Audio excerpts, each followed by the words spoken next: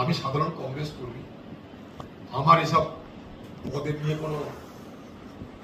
কোনো রকমের লালচ আমার কোনোদিন ছিল না, আজও নেই।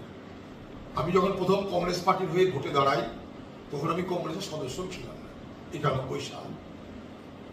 আমি যখন বিধানসভায় 96 সালে 20,000 ভোটে জিতি, তখন আমি কংগ্রেস দলের কোনো বড় নেতা ছিলাম না, সদস্য একটা ছিলাম।